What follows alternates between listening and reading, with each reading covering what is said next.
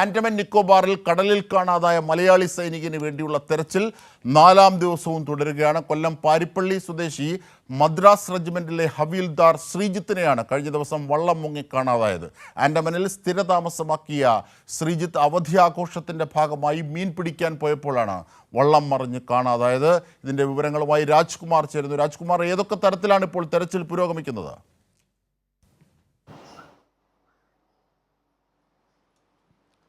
ഈ കഴിഞ്ഞ ഇപ്പം ഈ മാസം 2-ാം തീയതി അദ്ദേഹം ഈ മദ്രാസ് റെജിമെൻറ്റിലെ ഹവീൽദാർ ആയിരുന്നു. ജമ്മു കാശ്മീരിൽ 4 വർഷമായി ജോലി ചെയ്ത് വരികയായിരുന്നു. കഴിഞ്ഞ 22-ാം തീയതി അദ്ദേഹം ട്രാൻസ്ഫറായി, സ്വന്തം ഇപ്പോൾ താമസിക്കുന്ന ആൻഡമാൻ നിക്കോബാർ ഐലൻഡിലെ യൂണിറ്റിലേക്ക് ട്രാൻസ്ഫർ ആവുകയും അവിടെ റിപ്പോർട്ട് ചെയ്തിട്ടുണ്ട്. അതിനെ തുടർന്ന് അദ്ദേഹം അവധിയിൽ പ്രവേശിച്ചു.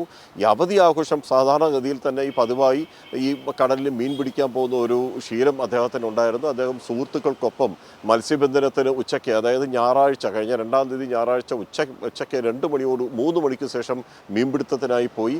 ഈ സംഭവം അപകടം നടക്കുന്നത് അദ്നാൻ, ഒപ്പം ഉണ്ടായിരുന്ന മറ്റൊരു സുഹൃത്ത് അദ്നാൻ ഈ വള്ളത്തിൽ എഴുന്നേറ്റ് നിന്നു. ഇതൊരു പരമ്പരാഗതമായ നാടൻ ഈ തുഴയുന്ന വള്ളമായിരുന്നു. തീർച്ചയായും, അതായത് രാജ്കുമാർ, ശരിയായ തരത്തിലുള്ള ഒരു തെരച്ചിൽ നടക്കുന്നില്ല, ശാസ്ത്രീയമായ അല്ല തെരച്ചിൽ പുരോഗമിക്കുന്നതെന്ന പരാതി ഇതിനകം തന്നെ ഉയർന്നു കഴിഞ്ഞു.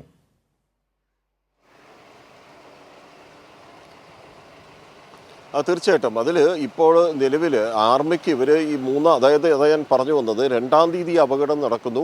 ഇതിൽ 2 പേർ ഈ വള്ളത്തിൽ തന്നെ പിടിച്ചു കിടന്നു. ഇതിൻ്റെ വള്ളത്തിൻ്റെ ഉടമയായ വള്ളക്കാരൻ പരിമളും ഒപ്പം മറ്റൊരു സുഹൃത്തായ വാഹിദും, ഇവർ 2 പേരും വള്ളത്തിൽ പിടിച്ചു കിടന്നു.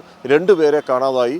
അതിൻ്റെ പിറ്റേ ദിവസം, ചൊവ്വാഴ്ചയോടുകൂടി അദ്നാൻ്റെ മൃതദേഹം കണ്ടെത്തി. പക്ഷേ നീന്തൽ അറിയാവുന്ന നമ്മുടെ ഈ സൈനികനായിട്ടുള്ള ശ്രീജിത്തിൻ്റെ ഇതുവരെ കണ്ടെത്താനായില്ല.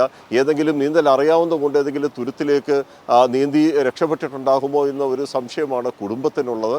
അപ്പോൾ സ്വാഭാവികമായും ഇത് സൈന്യത്തിന് ഈ സംഭവം ഇവിടുത്തെ ആൻഡമാനിലെ നിക്കോബാറിലെ അദ്ദേഹത്തിൻ്റെ യൂണിറ്റിൽ റിപ്പോർട്ട് ചെയ്തിരുന്നു. പക്ഷേ അവരൊരു നടപടിയും തിങ്കളാഴ്ച തന്നെ റിപ്പോർട്ട് ചെയ്തിരുന്നു. യാതൊരു നടപടിയും സ്വീകരിച്ചില്ല എന്ന് കുടുംബത്തിനൊരു പരാതിയുണ്ട്. പക്ഷേ അവരത് നേരിട്ട് പറയാൻ തയ്യാറല്ല. അതേസമയം അവിടെ PMF, ഈ പോലീസിൻ്റെ മെറൈൻ ഫോഴ്സും കോസ്റ്റ് ഗാർഡും തെരച്ചിൽ നടത്തി വരികയാണ്. NDRFിൻ്റെ സംഘവും അവിടെ എത്തിയിട്ടുണ്ട്. ഡ്രോൺ പരിശോധന നടത്തിയിരുന്നു.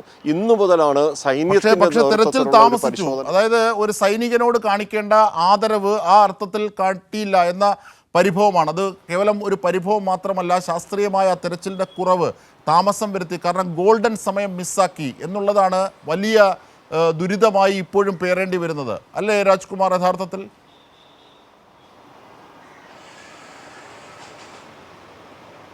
തീർച്ചയായിട്ടും, സൈന്യം ഇന്ന് മാത്രമാണ് തിരച്ചിലിന് ഇറങ്ങിയിട്ടുള്ളത്. സ്വാഭാവികമായും കുടുംബം അന്ന് തന്നെ പറഞ്ഞിരുന്നു, ഒരുപക്ഷെ കാര്യക്ഷമമായി സൈന്യം കൂടി ഇറങ്ങിയിരുന്നുവെങ്കിൽ. കാര്യം കോസ്റ്റ് ഗാർഡിനും മറ്റും ചില പരിമിതികളുണ്ട്.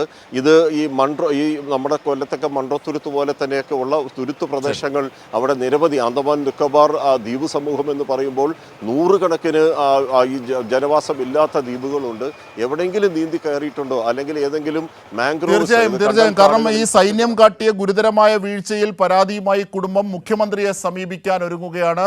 ആൻഡമാൻ നിക്കോബാർ ഐലൻഡുകളിൽ നടത്തിയ ഏറ്റവും വലിയൊരു വീഴ്ച തന്നെയാണ് ഈ വിഷയത്തിൽ കാണുന്നത് എന്നുള്ളതാണ്. സൈന്യത്തിൻ്റെ തെരച്ചിൽ, ആ ഗോൾഡൻ അവേഴ്സൊക്കെ മിസ്സാക്കിക്കൊണ്ടുള്ള ഒരു തെരച്ചിലിലേക്കാണ് ഇപ്പോൾ നീങ്ങിയത്.